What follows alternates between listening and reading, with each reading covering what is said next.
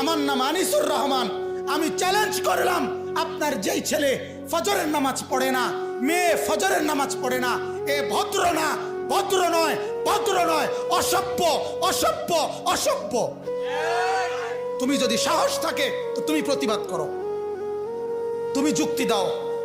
আমি বসুন্ধর কারণে তুমি বলো, সেজদাবিহীন কোন মুসলমান ইমানদারের ছেলে, মেয়ে, বিবি যার কপালে সেজদা নাই, সে শিক্ষিত হয় নাই, সে সভ্য হয় নাই, সে ভদ্র হয় নাই।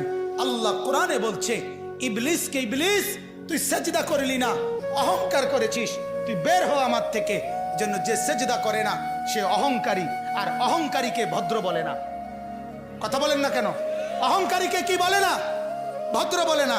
নাই তো বলেন আপনি পৃথিবীর কোন ডিকশনারিতে আছে কথা যে অহংকারীকে সভ্য বলে, অহংকারীকে ভদ্র বলে? আল্লাহ তো কোরআনে বলছে সেজদা না করা এটা অহংকার। এটা কি বলেন না? তাইলে অহংকারী কি ভদ্র হয়? অহংকারী কি সভ্য হয়?